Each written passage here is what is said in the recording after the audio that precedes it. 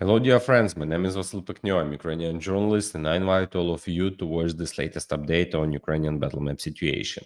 As for beginning, kindly ask to all of you to watch this video, like it, share it. Don't forget to subscribe to this YouTube channel and leave your comments below the video. As for beginning, I'll also make some overall review about the trend our trend, actually warfare trend, is that the situation is more or less balanced. And for the current state of affairs, I must say honestly, this is quite a significant achievement of armed forces of Ukraine, that we have more or less stable situation, because we have some location where Russian push harder. We have some locations where Ukrainian armed forces push harder and have really significant good offensive actions. But in general, this is quite a significant achievement of Ukraine, that we have stable situation, and this is for the beginning. Now let's move on to the map. So what is happening right now as of today on the map and in the course of the fighting? As expected and as was reported back at the beginning of September, the Russians have redeployed their main forces from the Kursk direction to the Donbas. In particular, marine units were relocated here. It was also expected that Ukrainian units would be redeployed here as well, including from the Sumy region. And now I will say here, I'll allow myself to make, well, perhaps a rather bold statement that the main battle for Donbas, particularly for the Pokrovsk Mayornorad agglomeration, is expected in the near future. It is precisely here that things are expected, but due to the fact that the withdrawal of troops took place in the area of Sumy region, we have observed certain successes here recently, and these have been noted by deep state analysts in one of their latest updates, their latest reports on the deep state map. In particular, we're talking about the settlements of Novokostiantynivka and Kostiantynivka. You can see these shaded areas, the dashed lines in blue, from which the enemy troops were pushed back, where the defense forces drove them out. So this is the ongoing expulsion, the pushing out of Russian troops, particularly in this section of the front near Kotiny and Pisarivka. I believe this will continue, especially on this left flank. If we talk about the right flank, specifically these areas, Novenke, Basivka, Yun, and all the way to Yunikivka, honestly, it's doubtful that it will be possible to push Russian troops all the way to the border because, to be fair, there's simply nothing here to hold on to. Here, the settlements have been completely destroyed, the territory is entirely wiped out and devastated, and it will be very difficult to reclaim these areas. But earlier, the commander-in-chief of the armed forces of Ukraine, Oleksandr Syrsky, stated that in August, in the North Slobodansky direction, the defense forces liberated 4 square kilometers of territory, and that now, as of early September, we have already completely thwarted the Russian military's offensive operation towards Sumy. Well, that's exactly what it looks like. That's what's happening in the North Slobodansky direction. And in fact, the Russians have now shifted all their activity from the North Slobodansky direction to the Donbas. That's where, I repeat, the main battle is expected in the near future. But we'll talk about that a little later. Now let's talk about a slightly different direction. Not the North Slobodansky, but the South Slobodansky direction. The General Staff divided the North and South Slobodansky directions sometime around the end of July, or maybe even earlier. The North Slobodansky direction is here where Sumy is, and the South Slobodansky is Kharkiv region. That's the north of Kharkiv Oblast, the northern part of Kharkiv region. So regarding what happened in the north, what is worth paying attention to in the South Slobodansky direction is that here the number of intense assault actions by the enemy has significantly increased. We'll put an arrow pointing up here. The number of these actions increased, especially based on the results of last week. And it was there that the General Staff reported a significant increase in the intensity of Russian assault actions. What is this related to? I do not rule out that this is directly connected to the enemy's actions in Kupiansk. This is what Deep State is reporting, that the Russians are actually making some advances in Kupiansk. Deep State is reporting this. Our military station there have reported it. And in the end, even the Deep S, the General Staff has acknowledged it. So what kind of advances are these? These are so-called pipe advances. Advances using pipes. These episodes involve sewer pipes and various other types of pipes that the Russians might use, crawling through them like worms, sneaking, pushing into the rear. and appearing in places where, well, you could say they're not expected, but in fact they are expected. These systems have been known since Soviet times.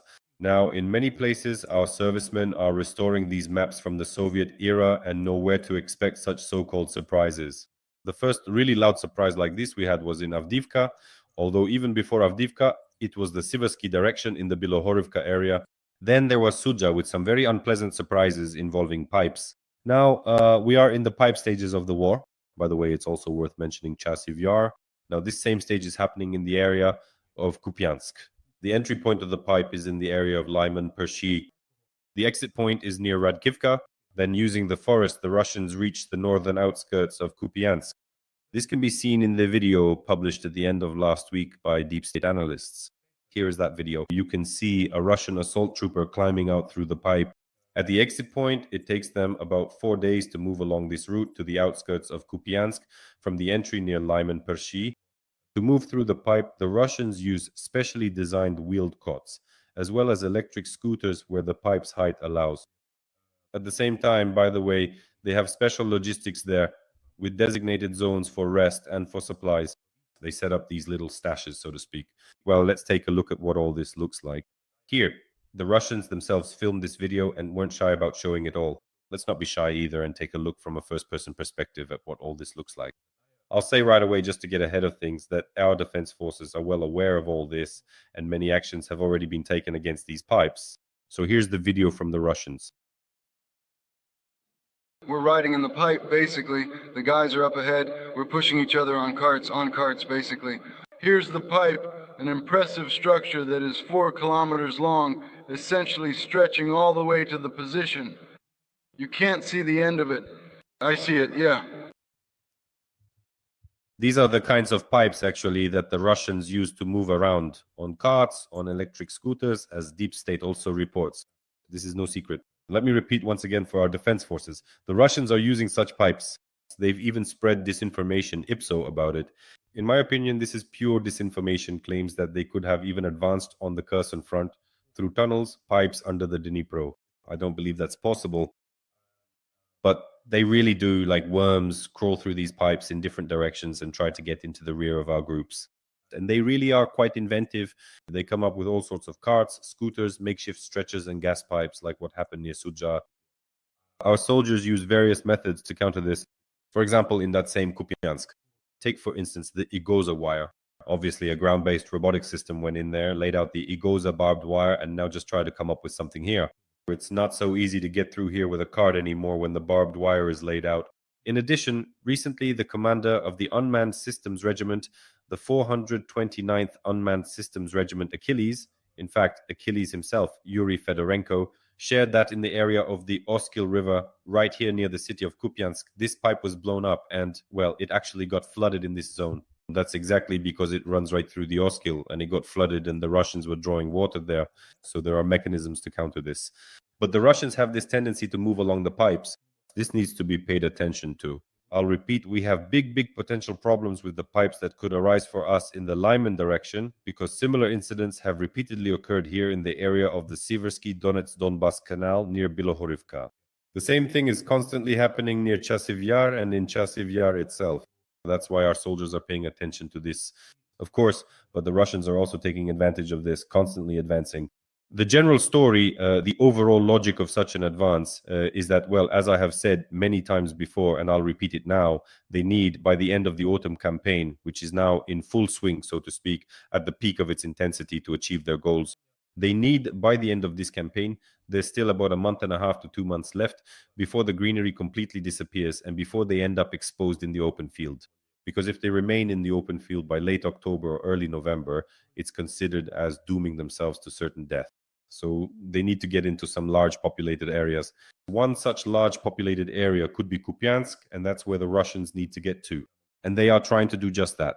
And it becomes an especially big problem when they get into houses where, due to the lack of a legal regulatory framework, we have no way to enforce mandatory evacuation. And when the Russians, for example, get into buildings where local civilian residents live, our UAV operators, our artillerymen, tank crews, anyone who can deliver firepower are simply tied hand and foot because we can't strike buildings where there are both Russian occupiers and at the same time civilian residents. Every voice matters. Join our community, support independent journalism and help us bring you the truth from Ukraine. Become a member of Ukraine Today. Join us now. So the Russians want to get into such large populated areas. And what's more, it would be a big advantage for them. They would prefer and want local residents to still be there as well. Large populated areas like Kupiansk, like Lyman, possibly Kostiantynivka, of course, Siversk, Pokrovsk, Mirnograd, undoubtedly Dobropilia, probably Sloviansk, Kramatorsk, I don't think so, but they also have certain plans for those cities. Well, that's their objective. They want to break in so they can spend the winter there, because otherwise, if they stay out in the open field, as I said, it's certain death for them. So what are they doing to get into these populated areas? They cut off logistics. They make sure that there are definitely no defense forces of our state in these populated areas. In other words, they make logistics impossible, unacceptable in any way, absolutely, completely unusable. For example, the Russians themselves, perhaps as part of an information psychological operation, or perhaps truthfully, published photos and videos near Kupiansk, by the way, showing what our roads look like there, saying that the poles are turned over and there are no anti-drone nets stretched out. I don't know whether that's true or not. I fully admit that it might be true. But so there are such cases and there are photos where with the nets, just like here, everything looks absolutely great. There are recent photos by the well-known Ukrainian photographer Yan Dobronosov, where as you enter Kramatorsk, you can also see that everything looks pretty good with the nets. Here's one photo. Here's a second photo. The nets are stretched out. Here's a third photo. Here's a fourth photo. But that's at the entrance to the big cities. While along the entire length of the main logistical routes and arteries, things are still not in the best shape. We have these nets and routes because nets are essentially at the present time the only way right now to protect ourselves from things like UAVs, especially drones with fiber optic connections. Because while electronic warfare systems still work against conventional drones, when it comes to drones with fiber optic connections, electronic warfare won't work. Only anti-drone nets will be effective here. And all the main logistical routes, well, it's simply essential, absolutely necessary that they be covered with these anti-drone nets. Logistical routes to Kupiansk must be covered with such anti-drone nets. Undoubtedly, this must include the Chuhuiv-Kupiansk route, this highway that runs here, without question. Balaklia, Borova, without a doubt. Izium-Sloviansk, certainly. And in fact, it is this road that I will be focusing on now because unfortunately, Russian UAVs from the Lyman direction are already reaching it. And this creates the greatest dangers for this route. And these are the main trends. These are the most negative trends I mentioned at the beginning, which we are seeing in the Lyman direction, that the Russians are now reaching this very highway between Izium and Sloviansk. There is a member of parliament, Solomia Bobrovska, who is a member of the Parliamentary Committee on National Security, Defense and Intelligence. And just yesterday, she posted that she had visited the front and was traveling along the highway between Izium and Sloviansk. And I suggest you read her direct language, what she wrote about this route, just about the conclusions we need to draw. Well, looking ahead, there aren't nets everywhere. Let's read. Okay, let's read. Let's draw these conclusions. Let's read. So here's what Bobrovska writes. We literally flew along the Izium-Sloviansk route at a speed of 150 kilometers per hour using electronic warfare just in case. The occupiers are actively working trying to cut this logistical artery with FPV drones for now. To bypass this route, it would take 3 times as much time and effort because the lack of roads and off-road conditions would lead to a literal collapse. Medevac, that is medical evacuation, would be nothing short of torture. For trucks, it's a separate disaster. And for the military, it's a total disaster, writes the member of parliament. He, one of the commanders, and I think he's not the only one, wrote about the need to close this lifeline road as far back as 3 months ago because the frontline actions clearly indicate the logic of movement and attacks by the Russian Federation. For us, this is one of the key road arteries, without which we will face serious setbacks in supplying the front in Donetsk region. Only these days, look, pay attention to this main final paragraph. Only now, in these days, have they started erecting posts for the net. I hope they won't forget to actually stretch the net and that it will be done in time and not too late because quick decisions and actions are needed. All the more so because they are obvious and, for now, simple. To restore the bypass roads near the front line, we need to put up nets without casualties. These things are so obvious that we need to put up these nets. Like I said, in some places they exist, and in others, honestly, they're nowhere to be found. Right now, we can mark on the maps the areas where these nets need to be. I'll repeat, these should include the routes to Kupiansk. That's it.